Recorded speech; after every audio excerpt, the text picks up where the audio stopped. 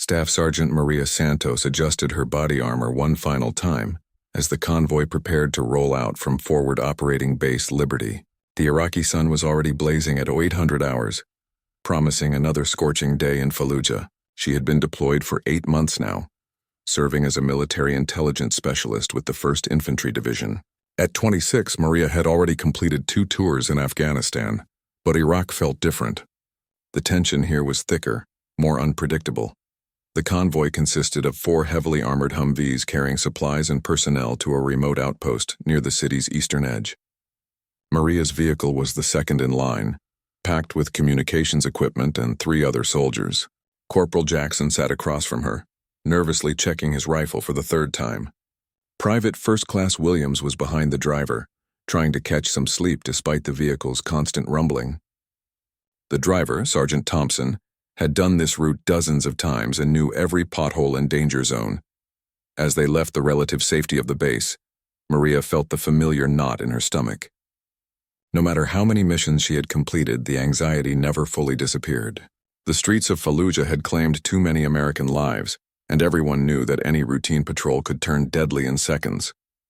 She thought about her younger sister back in Texas, who was starting her sophomore year at college. Maria had promised to be home for Christmas, and she intended to keep that promise. The first checkpoint passed without incident. Local children waved from doorways while their parents watched with cautious eyes. Some smiled and gave thumbs up, others simply stared. Maria had learned not to read too much into these expressions. The political situation changed daily, and yesterday's ally could become tomorrow's threat. The key was staying alert while remaining human. Thompson's voice crackled through the radio as he reported their position to base. They were making good time, ahead of schedule by nearly 15 minutes. The road ahead stretched through a commercial district that had seen better days. Burned-out shops lined both sides of the street, their blackened shells serving as grim reminders of the ongoing conflict. Some had been reopened by brave merchants trying to rebuild their lives, while others remained abandoned. Maria noticed increased foot traffic as they entered the market area. This was normal for mid-morning when people ventured out to buy necessities before the heat became unbearable. She watched an elderly man pushing a cart filled with vegetables, a woman in traditional dress hurrying with her children, and several young men gathered around a tea vendor. Everything appeared routine, but she had learned to trust her instincts above all else.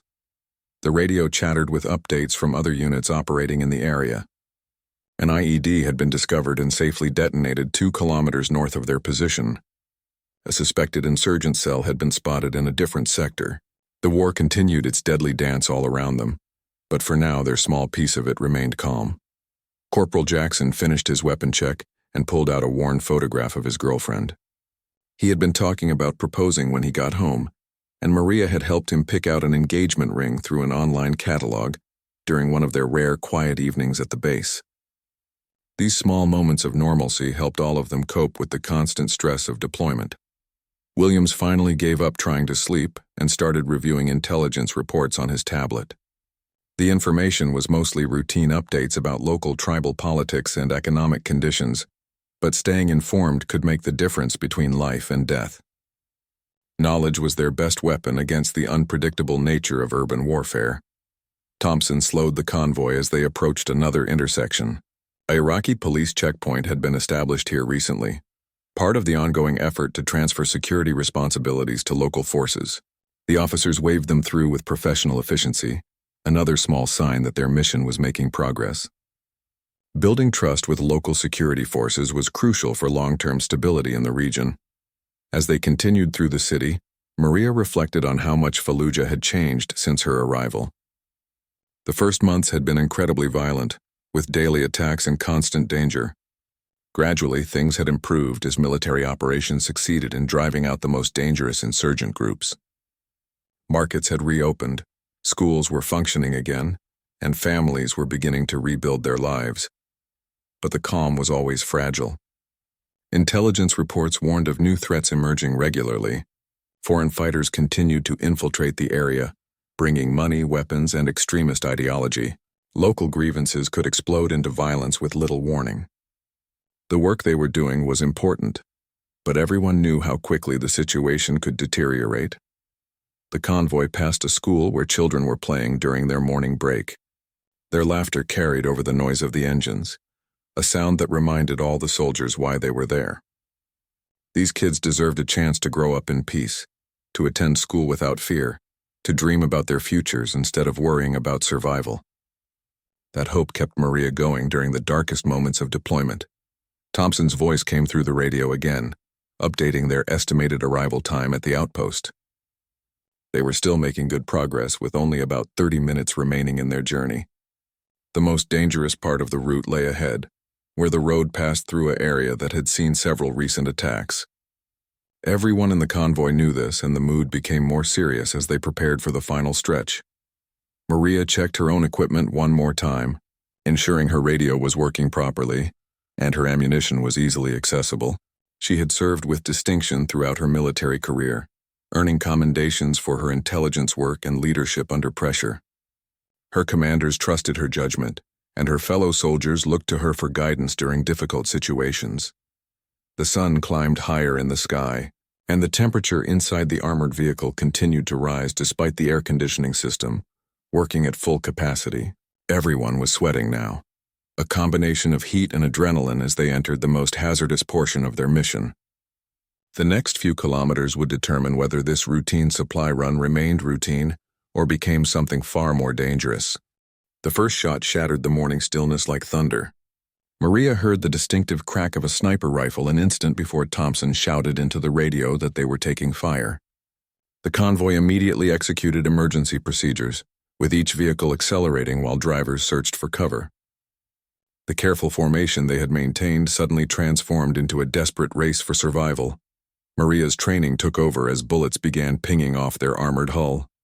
She grabbed her rifle and tried to identify the source of incoming fire while reporting their situation to base command. The radio crackled with urgent transmissions as other units in the area repositioned to provide support. But help was at least 15 minutes away, and 15 minutes felt like an eternity under hostile fire. Thompson swerved hard to the right, trying to position their vehicle behind a concrete barrier that offered some protection. The sudden movement threw everyone inside against the armored walls, but it potentially saved their lives as more bullets struck where they had been moments before. Through her window, Maria could see muzzle flashes coming from at least 3 different buildings, indicating a well-coordinated ambush. The lead vehicle in their convoy had taken the worst of the initial volley. Smoke was pouring from its engine compartment, and it had ground to a halt in the middle of the street. Maria could see movement inside, but the heavy gunfire made it impossible for anyone to attempt a rescue immediately. The 4th vehicle had managed to find cover behind a burned-out car, and she could see the crew preparing to return fire. Corporal Jackson was trying to establish communication with the other vehicles when an explosion rocked their Humvee.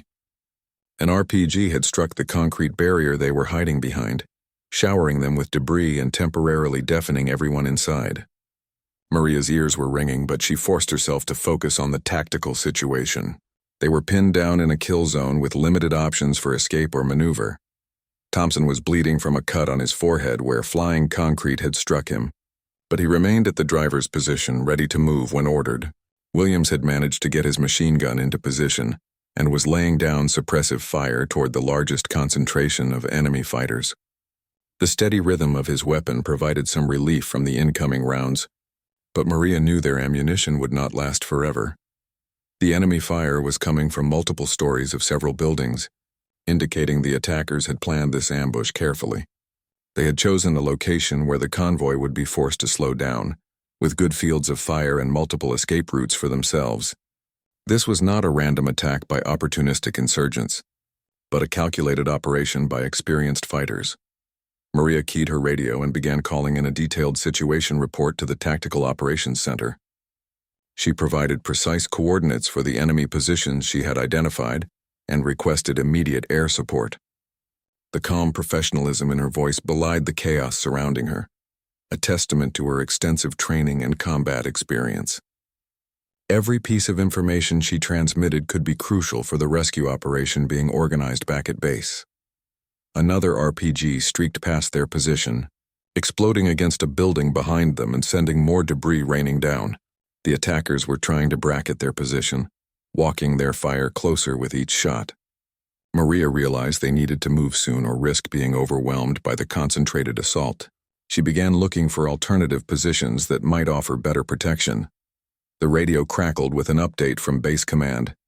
Apache attack helicopters were inbound but still 8 minutes out. A quick reaction force had also been dispatched, but ground vehicles would take longer to reach their position due to the distance and potential roadblocks. For now, the 4-vehicle convoy was on its own against an unknown number of enemy fighters. Williams suddenly cried out in pain as a bullet found a gap in the armor and struck his shoulder. Blood immediately began soaking through his uniform, but he continued operating his weapon with grim determination.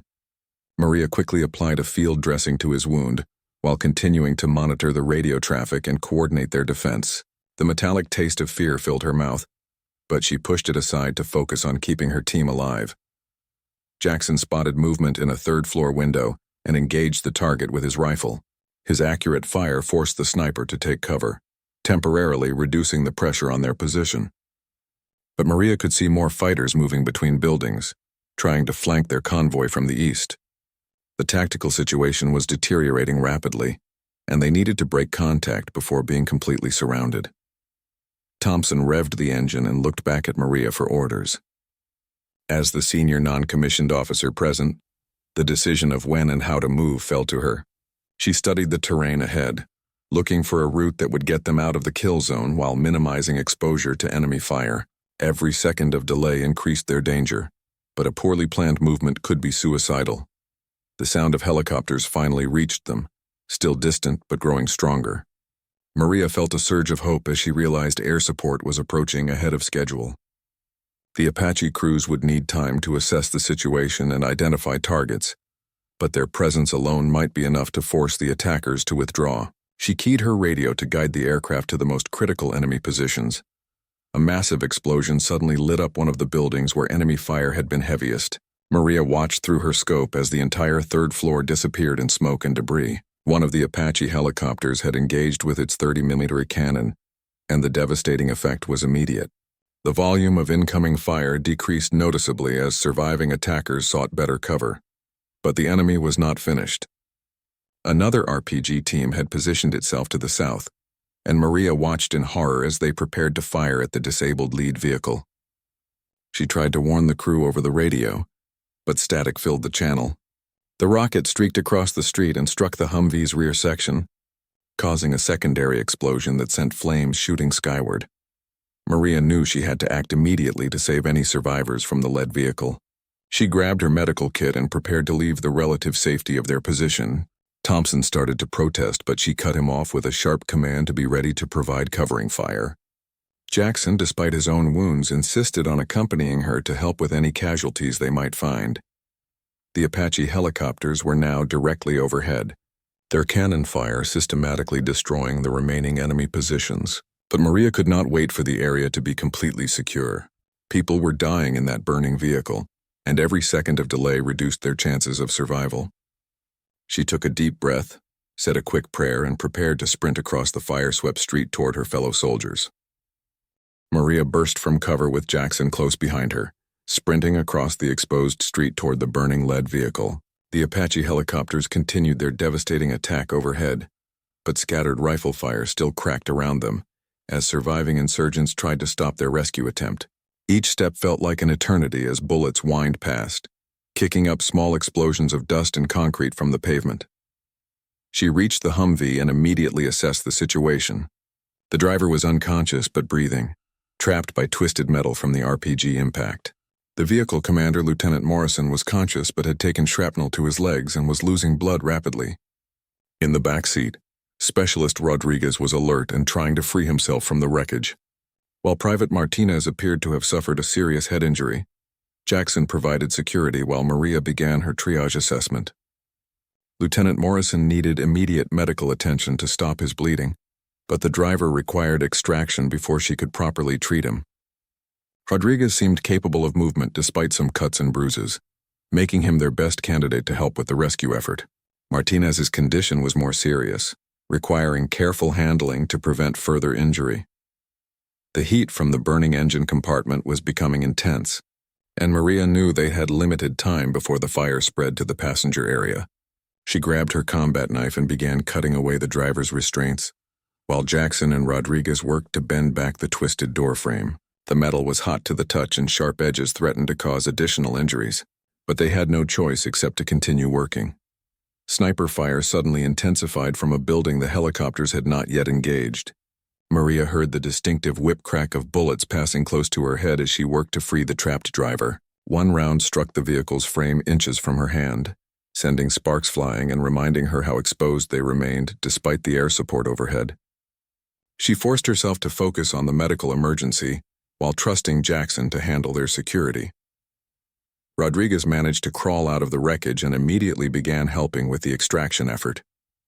Despite his own injuries, he worked with desperate efficiency to free his fellow soldiers. Maria was impressed by his courage and determination under fire, qualities that exemplified the best of the American military. Together, they managed to create enough space to carefully remove the unconscious driver from the twisted metal. Lieutenant Morrison was fading fast from blood loss, and Maria quickly established an intravenous line to begin fluid replacement. The shrapnel wounds to his legs had severed major blood vessels, requiring immediate pressure dressings and possibly surgical intervention to save his life. She worked with practiced efficiency, her medical training taking over despite the chaos and danger surrounding them. The Apache helicopters had identified the sniper position and engaged it with rockets, causing a massive explosion that shook the ground beneath them. Debris rained down from the destroyed building, but the immediate threat to their rescue operation had been eliminated.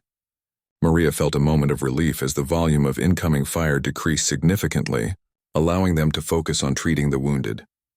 Jackson helped her move Lieutenant Morrison to a more protected position behind the vehicle, while she continued her medical treatment. The officer was going into shock from blood loss, and Maria administered medications to stabilize his blood pressure while preparing him for evacuation. Every minute that passed reduced his chances of survival, making speed crucial to their rescue efforts. Private Martinez regained consciousness as they were preparing to move him, but Maria immediately noticed signs of a serious brain injury. His pupils were unequal in size and he seemed confused about where he was and what had happened. She carefully immobilized his head and neck to prevent further damage while Rodriguez helped carry him to safety. Brain injuries were unpredictable and potentially fatal without immediate surgical intervention. The sound of additional helicopters approaching reached them as the medical evacuation aircraft arrived on scene. Maria felt a surge of hope as she realized proper medical facilities would soon be available for the most seriously wounded. But they still had to get the casualties to the landing zone, which meant more exposure to potential enemy fire during the movement. She quickly triaged the 4 casualties according to severity of their injuries. Lieutenant Morrison required immediate evacuation due to his blood loss and shock. Private Martinez needed urgent neurosurgical care for his head injury. The driver had regained consciousness but showed signs of internal injuries that required hospital evaluation. Rodriguez was walking wounded who could wait for the second evacuation flight.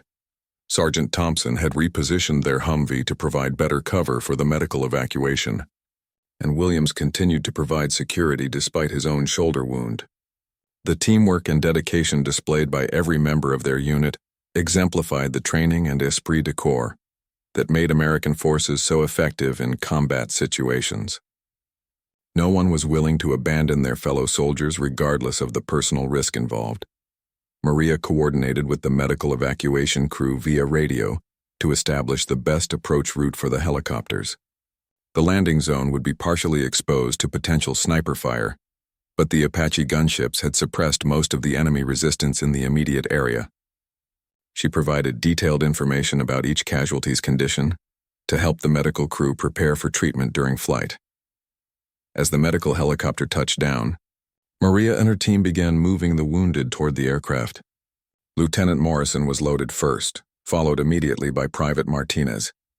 The flight medics took over their care, connecting them to more sophisticated monitoring equipment and beginning advanced life support procedures.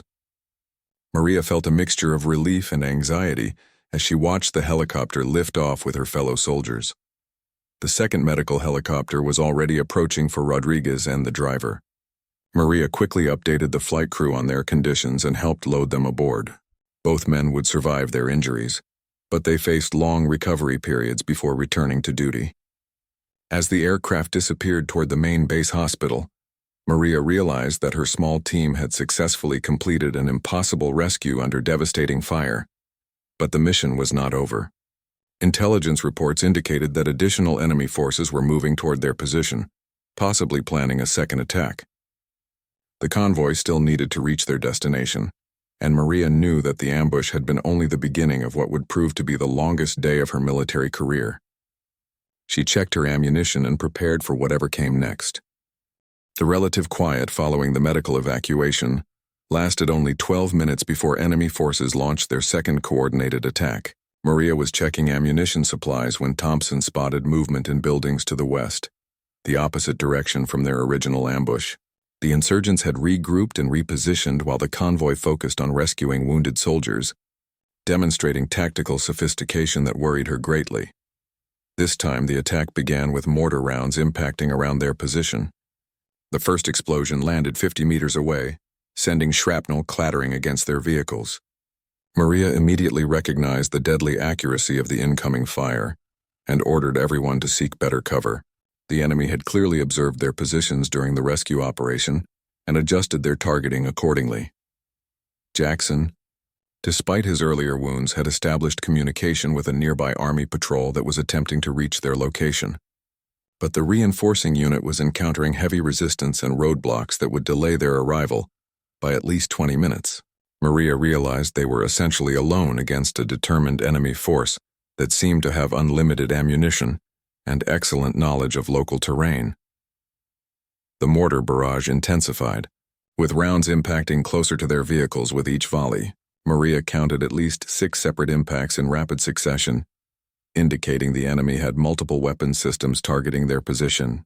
The mathematical precision of the attack suggested professional military training, rather than typical insurgent tactics, making their situation even more dangerous. Williams, fighting through the pain of his shoulder wound, had positioned himself to provide overwatch from the most protected position available.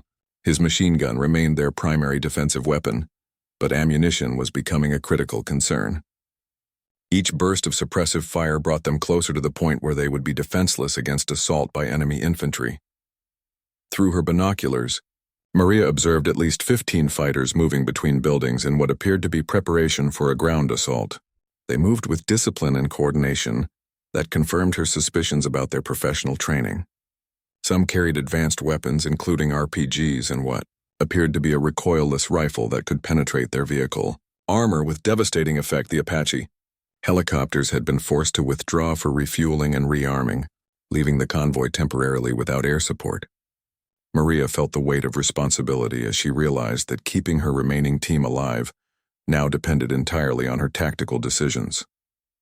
Every choice she made in the next few minutes could determine whether they survived until reinforcements arrived.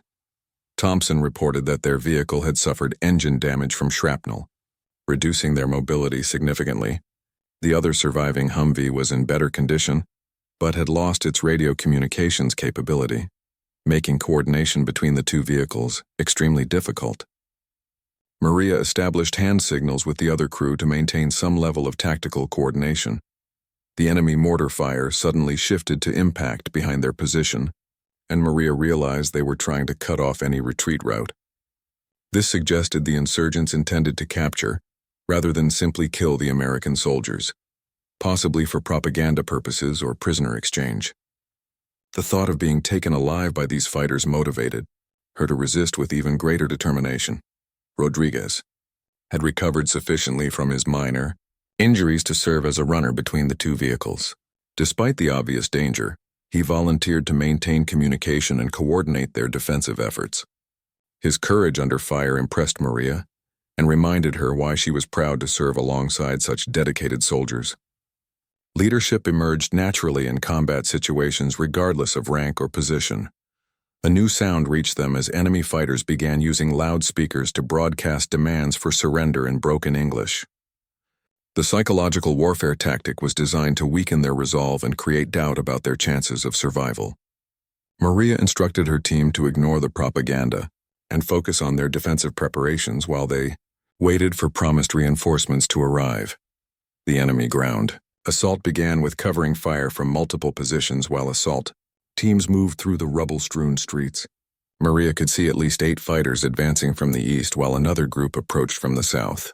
Their coordinated movement and suppressive fire demonstrated military training that exceeded anything she had encountered during previous deployments in the region. Jackson engaged the eastern assault team with accurate rifle fire, forcing them to take cover and disrupting their advance temporarily. But Maria knew that concentrated small arms fire from just 4 effective defenders would not be sufficient to repel a determined attack by superior numbers. They needed to find a way to even the odds or create an opportunity for escape. Williams spotted the enemy recoilless rifle team positioning their weapon for a direct shot at their vehicle. The 75mm round would penetrate their armor easily and kill everyone inside with its explosive and fragmentation effects. Maria immediately ordered Thompson to start the damaged engine and prepare for emergency movement, knowing their current position had become untenable. The recoilless rifle fired just as Thompson gunned the engine and lurched their vehicle forward.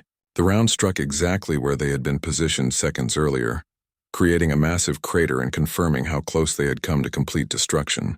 Maria felt the concussion wave from the explosion as they sought new cover behind a concrete wall.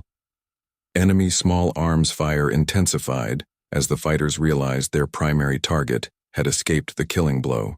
Bullets sparked off their armor plating, while Maria tried to identify their best options for continued resistance. The tactical situation had deteriorated beyond their ability to hold their current position, but attempting to break contact would expose them to concentrated fire from multiple directions. She made the difficult decision to abandon their vehicles and continue the fight on foot, using urban terrain to their advantage. The damaged Humvee was becoming more liability than asset, and their ammunition supplies were critically low. Moving to defensive positions inside nearby buildings would provide better protection and potentially allow them to survive until help arrived. Maria gathered her remaining team and explained her plan for tactical withdrawal. To a more defensible position, Thompson would provide covering fire while the others moved to an abandoned shop that offered good fields of fire and multiple escape routes. Jackson and Williams would establish security, while she attempted to re-establish radio contact with base command. The movement began smoothly, with Thompson's suppressive fire forcing enemy heads down long enough for the others to reach their new position. But as Maria crossed the final stretch of open ground, multiple assault rifles opened fire simultaneously. She felt the first bullet strike her in the left shoulder, spinning her around and sending her rifle flying from her hands. The first bullet that struck Maria's shoulder felt like being hit with a sledgehammer, but adrenaline kept her moving toward the abandoned shop. She stumbled but maintained her balance, determined to reach cover before the enemy could adjust their aim. Behind her, Thompson's machine gun chattered frantically as he tried to suppress the multiple firing positions that had targeted her movement. The second bullet caught her in the right thigh, sending waves of fire through her leg and causing her to stumble forward. Blood immediately began soaking through her uniform, but muscle memory from countless training exercises kept her focused on reaching the doorway where Jackson was providing covering fire. She could hear him shouting for her to keep moving, his voice cutting through the chaos of battle. As she dove through the doorway, 3 more bullets struck her in rapid succession. One hit her lower back, another caught her left arm, and the third grazed her helmet so close that she felt the heat of its passage.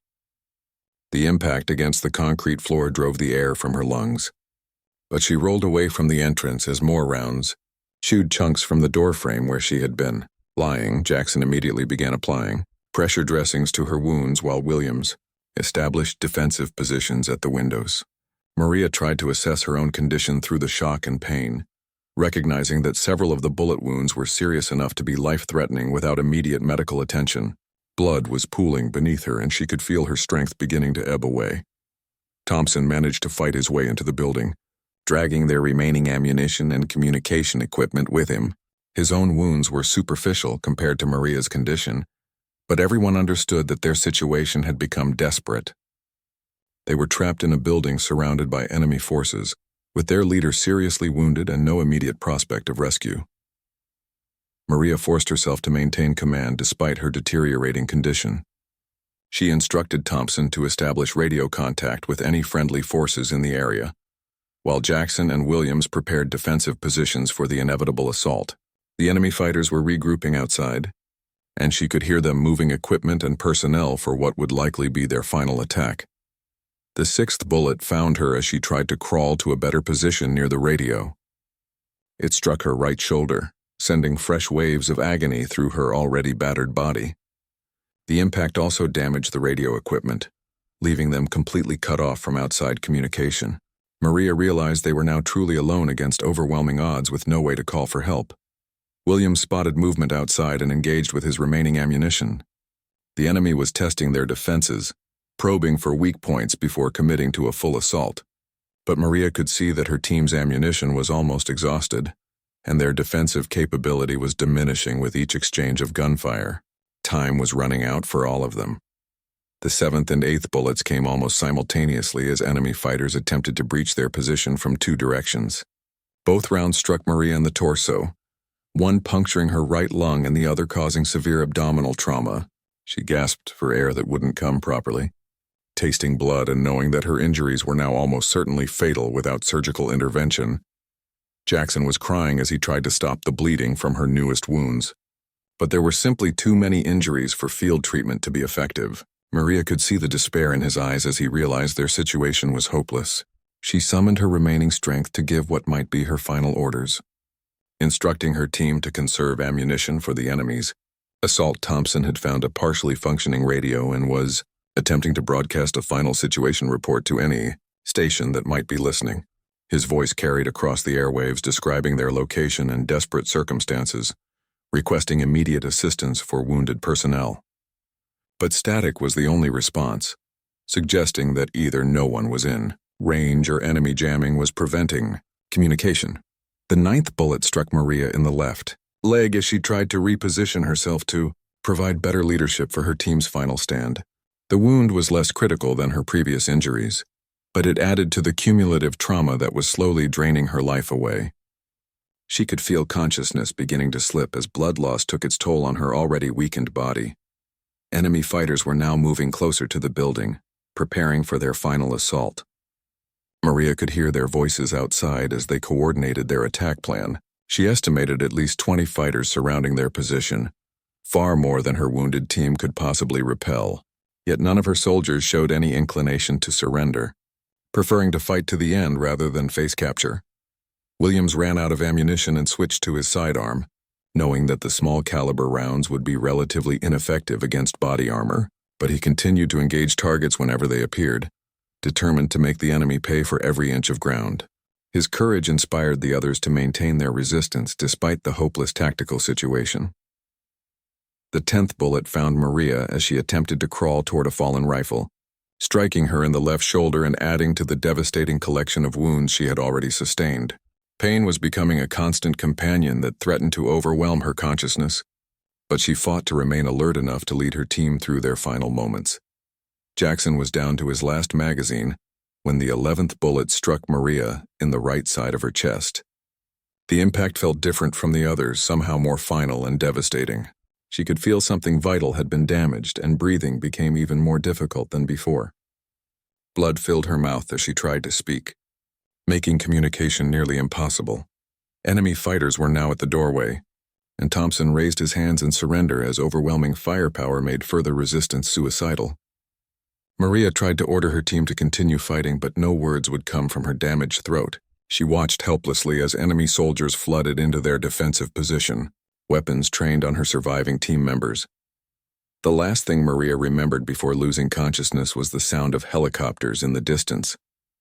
Whether they were friendly aircraft coming to rescue them or enemy reinforcements arriving to secure the area, she could not determine.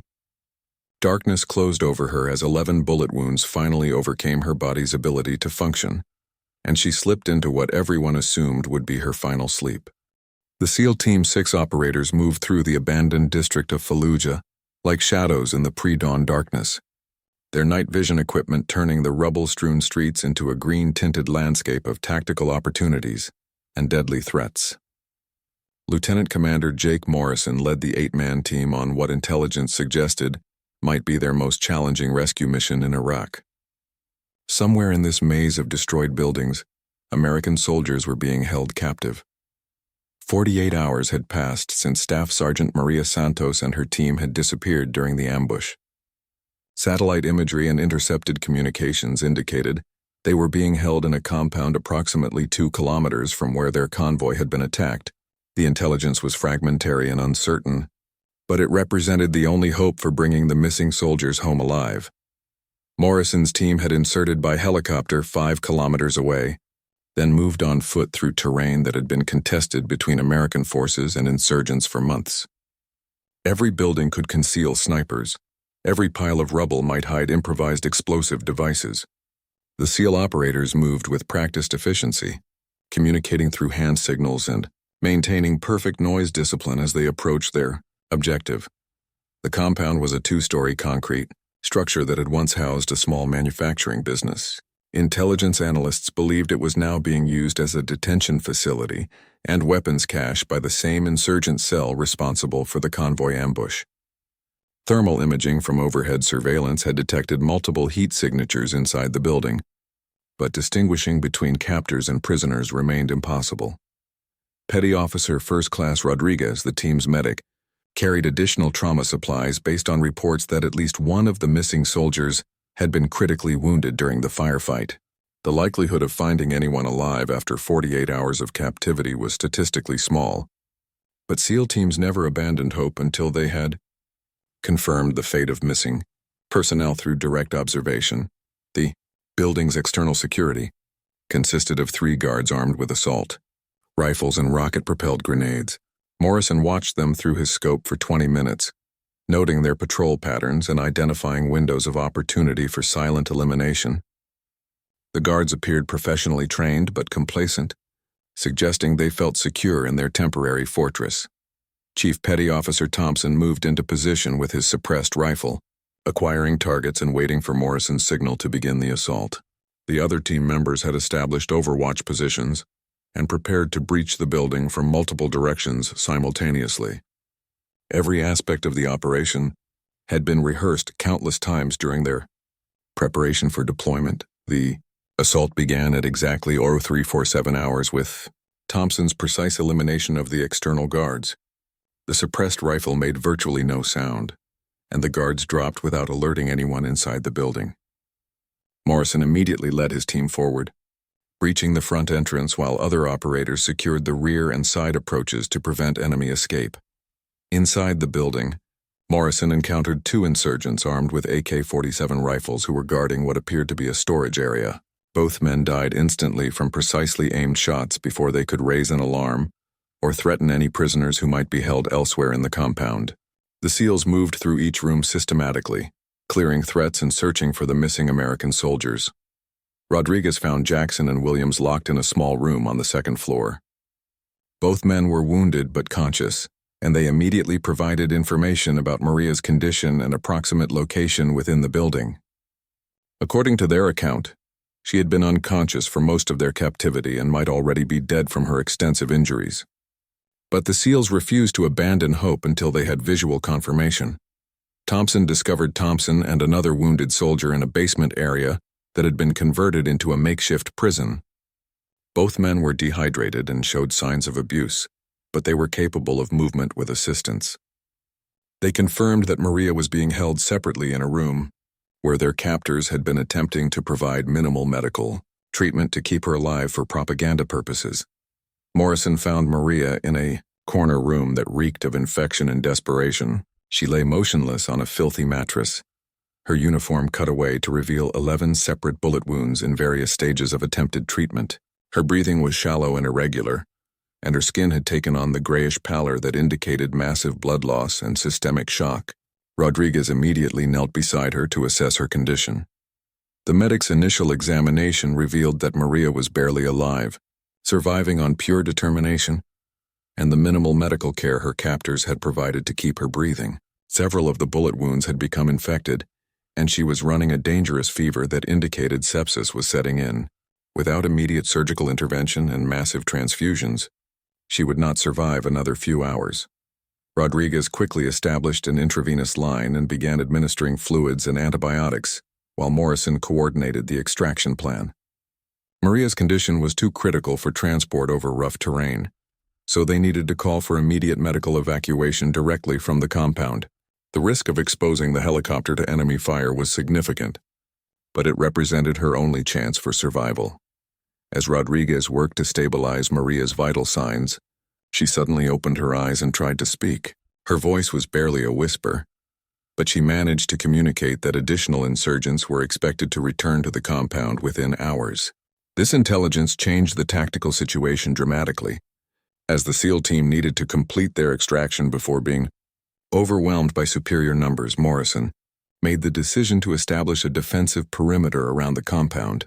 While they waited for the medical evacuation helicopter, his team had sufficient ammunition and equipment to hold off a moderate-sized attack, but prolonged engagement would jeopardize their primary mission of saving Maria's life. Every minute they remained on the ground increased both the medical and tactical risks. The sound of approaching aircraft reached them as the medical evacuation helicopter made its approach to the compound. Morrison's team had cleared a landing zone in the courtyard and established security positions to protect the aircraft during loading operations. Rodriguez continued his intensive medical treatment, administering medications and monitoring Maria's deteriorating vital signs while preparing her for transport. Maria briefly regained consciousness as they were loading her onto the helicopter stretcher. Despite her critical condition, she attempted to provide a situation report to Morrison, demonstrating the leadership qualities that had kept her team alive during their captivity. Her dedication to duty even while facing death exemplified the warrior spirit that made American Special Operations Forces so effective. The medical crew immediately took over Maria's care, connecting her to advanced life support equipment and beginning blood transfusions to replace what she had lost from her 11 bullet wounds. Rodriguez provided a detailed briefing about her injuries and the treatment he had administered, information that would be crucial for the surgical team waiting at the combat support hospital. As the helicopter lifted off with Maria and the other rescued soldiers, Morrison felt a mixture of relief and concern. They had successfully completed the rescue mission, but Maria's survival remained uncertain given the severity of her injuries and the length of time she had gone without proper medical care. The next few hours would determine whether their efforts had been successful or merely delayed the inevitable. Intelligence. Reports later revealed that insurgent reinforcements had arrived at the compound, less than 30 minutes after the SEAL team's extraction. The timing of the rescue operation had been critical, as any delay would have resulted in a major firefight that could have prevented Maria's evacuation. Sometimes success in special operations came down to minutes or even seconds of difference. The helicopter flew directly to the trauma center at Balad Air Base, where a full surgical team was standing by to receive the casualties. Maria was rushed into the operating room while her rescued teammates were taken to the emergency department for treatment of their own injuries.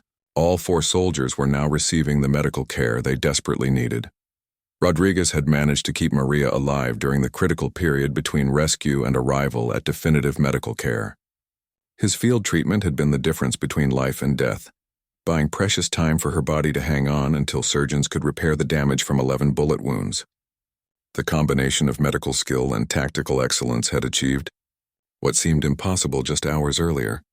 Morrison submitted his after-action report noting that Staff Sergeant Maria Santos had been found alive 48 hours after being shot 11 times during an enemy ambush. Her survival was a testament to the human will to live and the dedication of soldiers who refused to abandon their fallen comrades. The mission had succeeded against overwhelming odds, bringing all missing personnel home alive. The war in Iraq would continue for years to come, claiming thousands more lives on all sides of the conflict.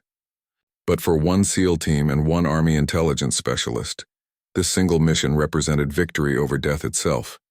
Maria Santos would face months of surgery and rehabilitation, but she would survive to see her sister graduate from college and eventually return home to Texas as she had promised.